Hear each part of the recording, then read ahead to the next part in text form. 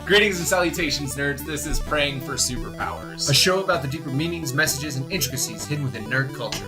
I'm Peter Jordan. And I'm Trevor Sharon, and today we're with Alec Bishop talking about his new game. Your wish is my command.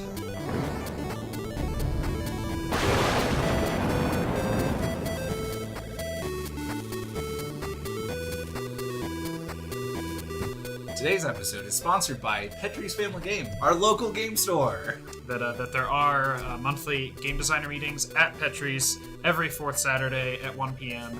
And those events are how this game came to be. Because I showed up to one of those. And you get help with things like mechanics, like storyline ideas, that type of thing. Just other game creators there to play test. Mostly like the playtesting and feedback. I showed up there, I had my prototype, and I'm like, hey guys, would you play this? Give me feedback, and kind of go from there. And so you'll sit and you'll explain your game to other game creators. So that kind of helps to have other minds to bounce ideas off of.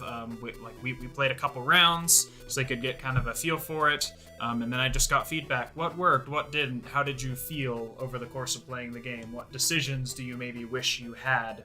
And Alec, how much is the game? The regular editions of the game are going to be $15. Nice. So that's the basic. Comes in this small little box here, and the deluxe edition of the game in this fancy wooden box here, which is etched, by the way, will be will be $25. Okay, so Alec, this game is called Djinns. Djinns of the High Desert. Djinns of the High Desert, and we were talking before the show that this has been a process for how long? 5 years, maybe. Okay. It's been a while. Keep at it, game designers. Yes. Things take time. Yeah, they do. We've talked about that before. We will continue to talk about it. Thank you for being an example of someone who worked for a long time to get to a place that is really, really cool. Yeah. So tell us a little bit about this game. So it was several years ago. I just had the idea to make my own set collection game. I love games. I've played games for a long time. Lots of different kinds of games. I'm like, I'll just kind of try my stab at this, just to see what I could do and what I could come up with. And I'm a big Avatar fan, as I know both of you are as well. I've been on the podcast before, so the whole elemental sort of thing was kind of ringing in the back of my head, and that has a kind of loose thematic tie here to this game, and ended up on Djinns because they're cool and mystical and a little kind of foreign flavor in there compared to our usual fare. I feel like Djinns aren't hardly ever done. I don't know what games out there even contain Djinns. Yeah, that's a good point. I'm thinking Disney's Aladdin. Not a sponsor. And yeah. Will Smith, obviously. And D&D has Djinns. And I can't honestly tell you another game. Golden Sun for Game Boy Advance. Yeah. It's the last thing I can arrive on. Five Tribes is a real big one, actually, by Seven Wonders. No, and I have played that. That has the kind of the genie theme on it a little bit too. Well, you said it's a collection game, so is it like Go Fish? It is not like Go Fish. Okay. I'd be a little disappointed if you Go said yes. Go Djinn. It's not like Go Fish. So the whole idea of the game is that there's 4 main tribes of genies, and they hate each other. They will not work together at all, whatsoever. Peter's got some of the cards over here, and again they have that kind of loose elemental affiliation that I had been mentioning before. So what you're trying to do is you're trying to fill your play area or your palace with as many genies as you can of as high a value of a single color of one of the single genie clans. Okay. And any other clans you have will sabotage your efforts, and they will count as negative points for your score at the end of the game. So that's why genies are always so rude in their wish granting, is you have to have only red elemental genies. That's true, and they'll know if you talk to a green one before. Right. They'll remember. Feel the magic. And they'll be like, yeah, no way. Am I helping you out? But what's cool about it is that in a lot of other set collection games, when you start collecting your set, you're kind of locked into that set, and you're punished really bad if you try to deviate from that set. Like building in Australia in Risk. Yes, if you start with that, you'll realize you have a lot of wasted resources, that don't really do you a whole lot of good going elsewhere. Yeah. With this game, though, I designed it in such a way that the set that you're collecting can change over the course of the game. Because I can take your guy, and then maybe I'm going for the color you were going for now. And you're like, well, now Peter's got all these blue ones over here. Now I want to start going for blues, and you can do that, and it can shift over the course of a game. I have a game called Forgotten Cities. Mm-hmm. Is that what it's called? I'm looking at it right now. Lost Cities. Right over there. That kind of does the same thing where you're supposed to build these sets, but it is gracious enough to let you change your plans halfway through, which is both super dangerous but really nice at the same time. And I feel like you're pulling from your experience in Magic with the draft and the cube formats, because if you pull a white card because it's really good and you're passing cards around, you're like, man, there are no other white cards coming. You got to switch up that and not get stuck. And so there's definitely some of that influence, and some of that will be what your neighbors end up doing to what's in front of you, and some of it will be just depending on what you draw. Let's dive in. Let's play. All right. So to play this game, you will grab the deck. If it's a brand new deck right out of the box, you are going to want to shuffle it like crazy, because all the colors start out separated. Oh. And you don't want that. You want them to be very mixed together. So it'll be a really short game. It'd be a really short game, but then it'd be really easy to kind of mess you up if you only had red cards. We'd know exactly how to mess you up because you only have red cards. I love having a game that I can like fit in a backpack or a glove box. Totally. When I take a road trip. So if the car breaks down and we're waiting for AAA, yeah. Is it AAA? It is AAA. For a moment, I thought it was AARP. Right. I was like, you don't have that. AARP. Or in your wife's purse, or if you're Merce, if you're a guy that has a Merce, then that's an option that you can do too. We can look at our cards. Yes, you can look at your cards. So you're going to deal 5 cards from the deck to everybody. And so if I have all green, is that good? Maybe. Okay. I like how readable all of the cards' text are. That's super, super nice. It's big. It's simply written. Well, and what's really cool about this, which I had an eye for when I was designing it, is all of the number values on all of the cards match the second part of the card's name as well as the effect. So every number 1 card, regardless of what color it is a diviner. And what the diviner says is at the end of the turn, when you draw a card, you're going to draw another one. Of course. So that's all the number 1s. All the number 2s are the same. Those are all your merchant cards. All your 3s are thieves. All your 4s are viziers. And all your 5s are sultans. So what's cool is when you have your hand of cards, if you fan it out, at least if you're right-handed like I am, and you just have the symbols in the top left-hand corner, you know exactly what your whole hand is after a few plays. Once you know what everything does, that's really nice. You can just kind of look and see like, okay, I know, I know what I'm looking for. Also, the art is really cool. Like, I've definitely seen a few games that have come out, and I'm very disappointed. Dominion had a couple expansions where half the cards were like, look at this amazing, and then look at this cartoon apparently got its way into the bag. So here's how the turn order works. Is there 2 main things you can do on your turn, and you have little reference cards here in case you forget. So there's one of these for everyone. Any game that has a reference card, I'm a bigger fan of than games that do not. Agreed. So there's gonna be one of these for every player. Games 2 to 4 players, but by the way, with possible expansion content to come for more people. Well, the autofocus is turned off. You have to turn it on. Yeah. Oh, okay. Continue. Okay. 2 main things that you can do on your turn, which is here on your reference card. You can summon a genie, which is a fancy way of saying you will pick a card from your hand, you will put it down in front of you into your play area, which for my game is known as the palace, because you are a sultan, summoning genies to your palace to defend yourself against the nefarious acts of neighboring sultans. Right. Jerks. So you'll pick a card, you put it down in front of your palace, and then you do what it says. Okay. Simple. If a card says you may, then you don't have to. You may, but you don't have to. I love when that is a distinction. I definitely have several games where it says you may, and in the rules it says you must. And I'm like, golden rule. Card says may. I win. And people disagree. That's one benefit of Magic the Gathering being around for so long. They've gotten their rules really clear, and that's lodged in here pretty well. So I try to make that as clear as I can in my own rules. But So yeah, you can summon a genie. You will pick one from your hand. You will play it down face in front of you. You will do what it says, and then you will draw a card. Okay. The other thing you can do on your turn, it's a genie game. You got some wishes. All You right. can make wishes in the genie game. To make a wish, you have to discard 3 cards from your hand. You Okay. get to pick what they are, and you put them here in the discard pile. It's a common discard pile for everyone. And then you can do what, and then we have 3 wish options, as it turned out. So just all the 3s for 3 wishes. You can do what the genie in Aladdin couldn't do, and you can bring back the dead, which is code for you can look through the discard pile, grab 1 card, and get that back in your hand. Ooh. I don't like doing it. It's not a pretty picture.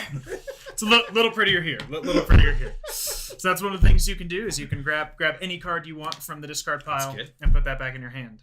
Or if you want to search for something a little new, you can look at the top 5 cards of the deck. Pick one of them, put it in your hand, and the other cards right at the bottom of the deck. So a net loss of 2 cards. Yes. Okay. But you'll still draw for your turn. At And do you draw at up the to end of 5? a wish. You don't draw up to 5, you just draw 1. Okay. You draw 1 at the end of your turn. And the third thing that you can do from the wish is the phenomenal cosmic power of destruction. You pick any genie in play at all, anywhere, and you remove it from the game. Ooh. It is Which gone. sounds to me like something you could do to your own palace if it would strengthen your. Yes. Ah. That's a pretty good last turn play. If you don't have anything else in your hand that'll help you, get one of them out of here. I've played enough Magic to know sacrificing my own creatures is worth it. That's true. Just build a whole deck around that, Yeah, actually. I know. Well, I will start out here being... Oh, wait. How do I win? How do you win? Oh, I that's a guess, great I guess question. that's kind of Because I important. just want to play. I definitely get through a lot. I halfway through a game, like, I have no idea how this ends. When does it stop? I just wanted to start.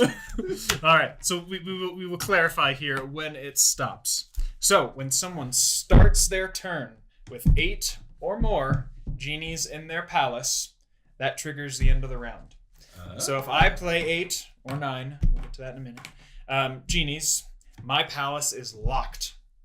No one can steal from it anymore. They can't kill it with a vizier anymore. They can't even wish it. It's beyond wishes at that point. It's like wishing for the Nile. It's true love. Sure. That was the other thing you couldn't wish can for. make- Oh yeah, that's right. You can't wish for true love. Okay, that's fair. All right. So when I And you all looked at me like I was stupid. all right. So I play my 8th or 9th genie. My palace is now locked. Every other player goes around the table, and once it gets back to me, that's it. Okay. The game And is over. You count up whatever genie you have the highest number of cards of in points. In points, yes. So how it'll work is you'll pick one of the 4 main colors to be your primary color. You'll add up all the values in the top left hand of the card. There's a number there. That's the card's value. So not green, because green's not a primary color. Just red, yellow, or blue. Green is in this case. Oh. We're messing with colors It's in life magic. here. It's magic. So you'll add up the values of whatever that one is, your biggest number, obviously. And then every other genie that is not wild, which is one of the purple ones, that if it's not purple, it counts negative against you. So you add up all those values and you subtract that from your point total. Okay. And then you compare point totals. Okay. You can shuffle it more if you want. All right. I am actually one of those people, because I play Magic, I do not know how to bridge or riffle shuffle. Oh no. Actually, I don't. That's the worst thing to do to a I card. learned how to. Like if you're playing poker, like sure, Yeah. but I don't play poker either. I grew up learning how to play rummy and poker and like all those games, canasta with grandma and grandpa over the holidays. So, both my brothers played a lot of poker growing up, and so I learned because it was cool. Because it's what the brothers were doing. And well, everyone in the family could. Ah, So to be the one grandkid that couldn't, don't want to be that great. don't want to be that guy. All right. So we will deal them out here.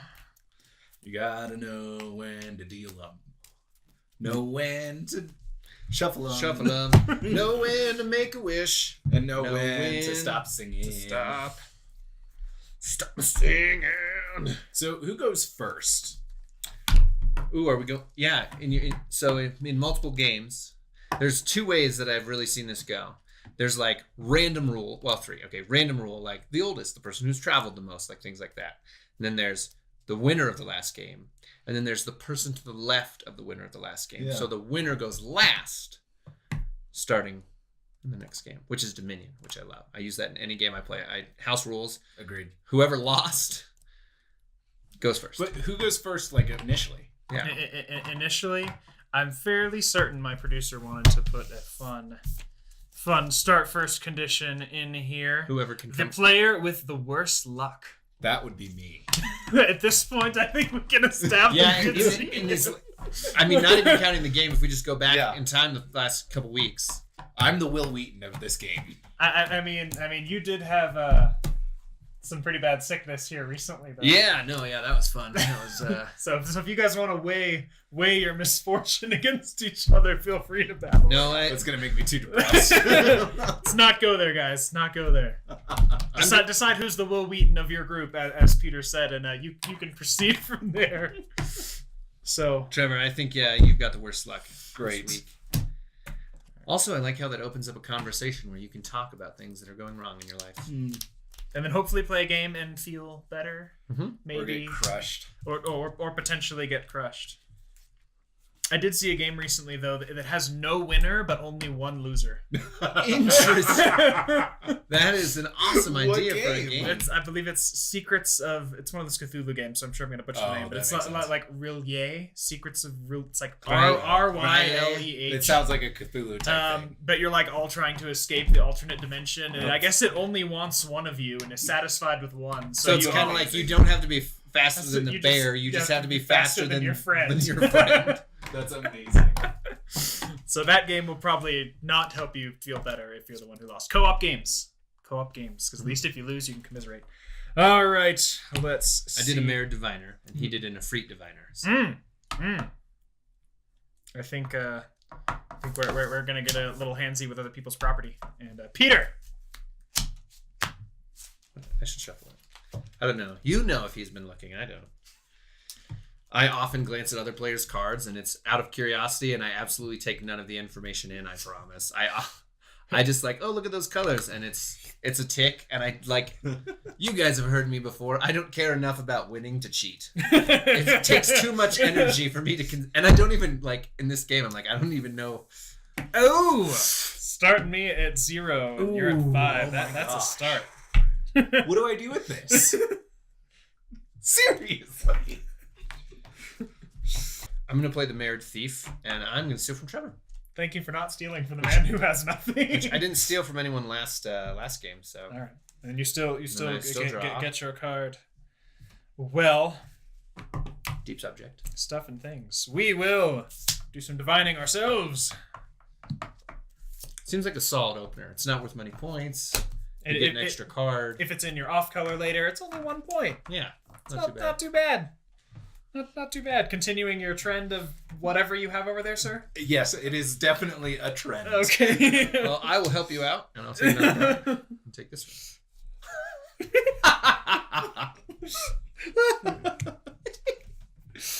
I hope you weren't like collecting the color that I've been stealing. Not intentionally. Oh man. All right, we will. We're gonna be Thievy 2 with John. I have a lot of cards. You do. Be a shame if something were to happen to one of them. Just remember, if you have a lot of cards, that's wishes there, friend. That's wishes. But as we found out last time, he who does not wish wins. I think we're wishing here.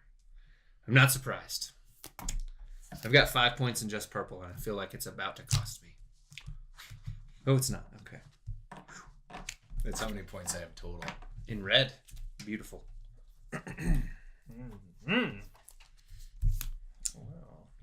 Well, let's see here. Is there ever an opportunity for me to gift someone else with a genie? If you're merchanting it and getting something back. Only then? Okay. You can't just merchant your guy away and take nothing. Just be like, because if someone just walked up and like gave you something, you'd be the most suspicious person. Right. I'm gonna bury this in a cave of wonders for a couple thousand years. Hey, I need to have your DNA on this, so if you could take it, that'd be great. Yeah, just grab a hole. Right, so yeah, I wished and I got this card, and then I draw for my turn. There we go. So so you get a card when you wish. Yeah. And then so you get a card when you wish. So it's a net loss of 1. One, kind of. Yeah. Okay, that makes sense. Just if you have like 3 cards, probably don't wish, because then you're thief fodder, because they know you've got something good, something you want to keep, and they are happy to take it off your hands. Oh yeah. Or just leave you with one option. Like, I don't want to discard this card, because last time I discarded this card, it sucked. But I don't want to play it. You can show the camera. We'll look away. I have multiple of this. Well, not in that same color. But What's happening? I'm going to play a Vizier and get rid of my own Thief, which is actually a negative point gain for me. But, yeah, I don't want to be blue. Last time I tried to be blue and it didn't work out. I'll be blue. There you go. You, sir. Really? Hey, you started your game with the Vizier against me. And you've played 2 Viziers. And I stole from him. It wasn't even revenge. Draw your card. I'm wishing. And Peter was mentioning the art before for this game. A cool thing that happened. Oh my gosh. Which What do I do? Like, it's not working out for me. I'm going to steal a card from you. Oh, he still got a wish and draw his card, and I will prepare myself for the emotional loss that is about to come my way. Are you gonna keep that worst luck train rolling? You put the cards that you didn't pick on the bottom, right? Yes, I did. I don't want this card. Alec, can I give it back to you? There you go. For the love. Come Just on. reminds me of Dr. Horrible. He's like, what about your clothes? I don't love these. Bye. I don't love this anymore. Does it bring you joy? Captain Hammer. We're meeting now for the first time. There's a lot of viziering happening right now. A lot of viziering. Much viziers. And yet again, another vizier. I'll take it. Man. Oh, okay. I don't even know what you're doing anymore. What color are you over there? I was gonna not be blue, and then all of a sudden, I All had the blue more cards. blue and no green. Oh man.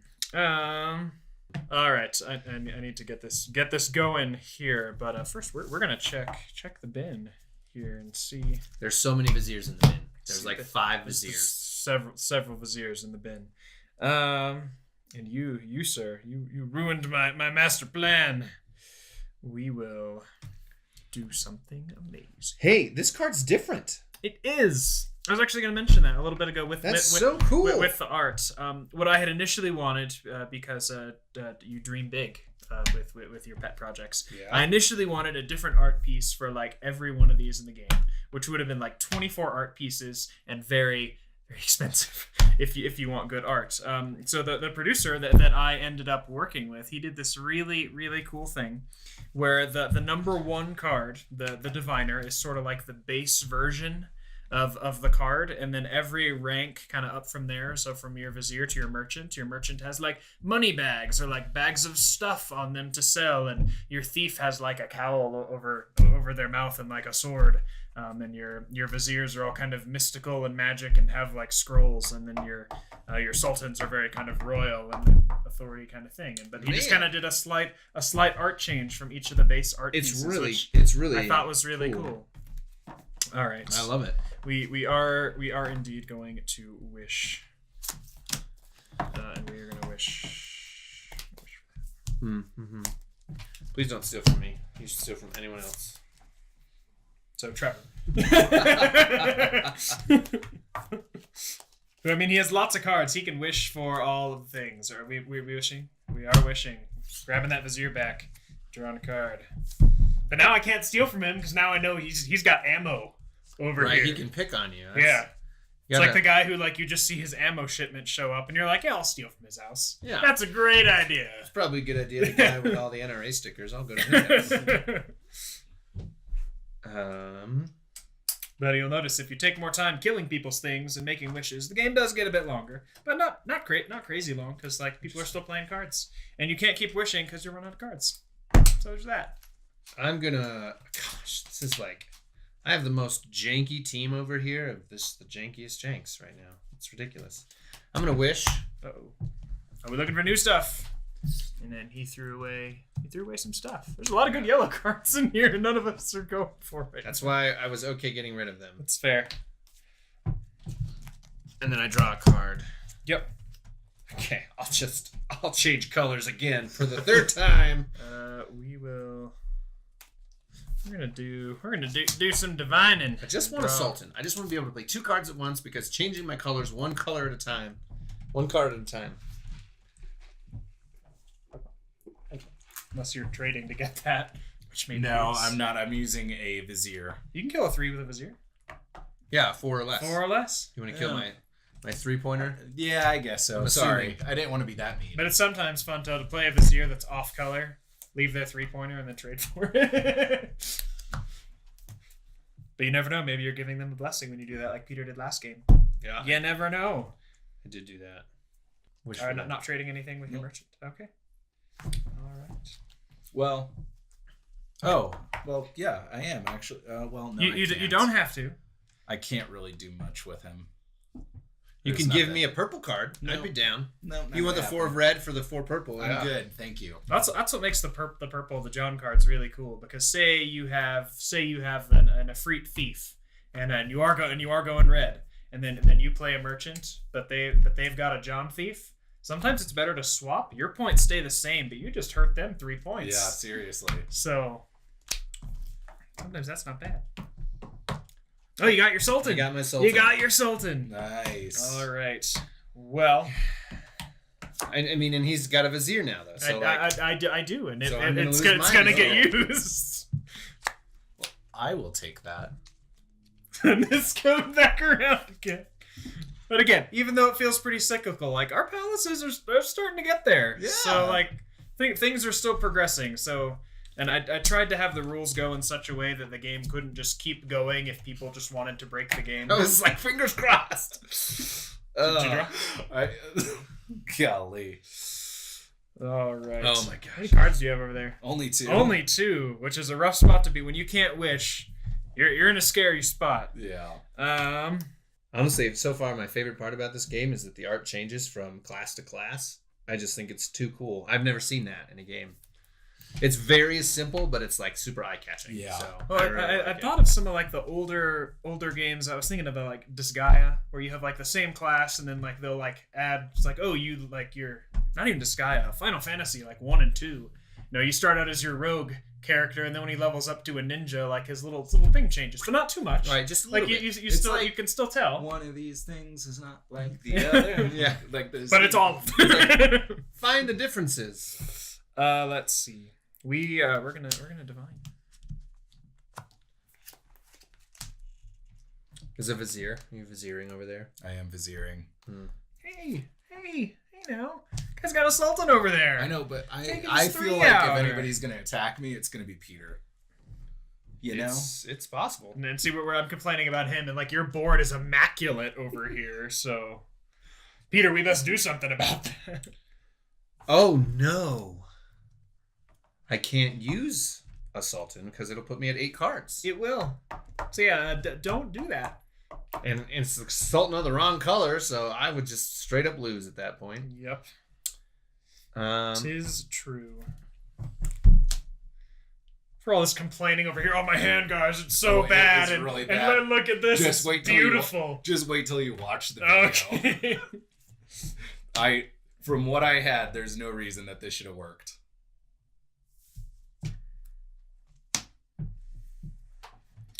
Rude, Peter. Your cards. We're gonna do some more divining.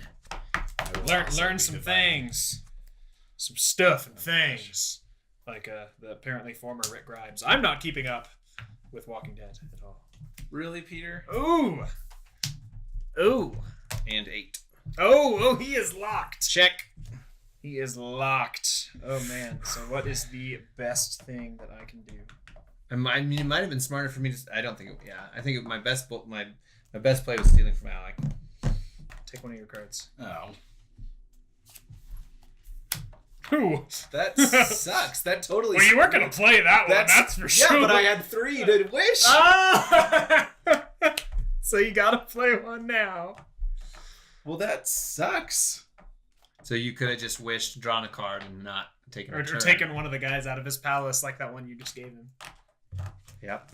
But there's sort of no point in stealing from you. You can't. Well, no, even from your hand. From a hand, Yeah, there wouldn't be much point because it doesn't stop you doing anything. Yeah. So, That really sucks. Ah. I was doing so well. All right, so hands pitched. 3, which is canceled. 4, which is canceled. And then 3 total points. 12. 15. 15. Yes. You got 15 over there? Yeah. My gosh. I got 4 here, so I'll take these 4 out. And then 9 plus 6. Wow. The turning point was the moment that you said, "Look at your pile." For all this complaining over here, oh, my hand, guys, it's so bad. It's really and bad. look at this. Just it's wait till beautiful. Just wait till you watch the video. Okay. And Politics, look sir. what happened to my Politics, pile. sir. Table politics. That's true. Can't cut a break. Politics. I got 1 point more on that round 1 than I point? did the first Oh. round. I think if you had, because if you had locked in your palace, Yes, I would have been fine. yeah, like I still wouldn't have beaten you though. probably because I didn't steal your... I had a 4 green. No, you didn't steal. I had a 4 green over here. I would have had like 6 points. I would have had maybe 10. Okay, so you would have beaten me. 10 beat 6. You would have lost to Alec, Yeah, but you still would have had another round. but I couldn't have affected your board, which is what made me win. Yeah, because your board's low. Whatever. Well, Alec, thank you for playing this game with us. This is super fun. Yeah. Djinns of the High Desert comes out, April 6th. and there is a big party at Petrie's Family Games, our local game store. Yep, we're gonna have a tournament, and I'm sure there might be some winning of free copies of a new game. Wow. Yeah. And it's going to be available for sale at stores like Petrie's and other LGSs here in town and wherever. What games are sold? Wherever Torish Games are sold. Torish Games. He's the publisher that I'm working with, so you can find it on his website, Torish, Toresh Games, and we're also going to be getting it up on Amazon. So even if you don't have a game store near you, as long as you got drones, they can fly it to your house, because apparently they do that. They do. Torish. Only if you're close to headquarters. Only if you're close to headquarters. Well, still.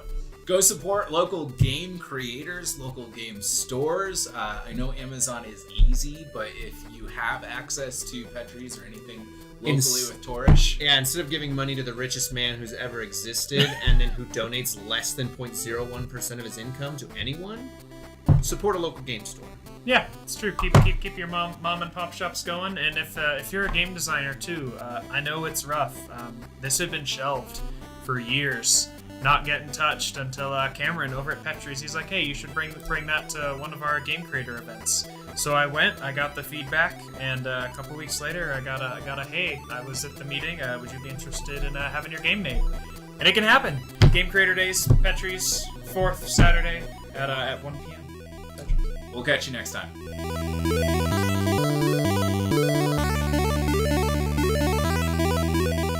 Quick aside, also be looking out for Peter and I at Starfest in April. We will be giving more information about that as well. Yeah, I think it's mostly about Pluto, I'm pretty sure, right? Yeah, absolutely. It's the Pluto Starfest. Pluto Starfest. And Petrie's will be there Like as the well. Adventures so of keep Pluto an eye. Nash. Oh, we don't need to go there. We don't need to go there. Ugh.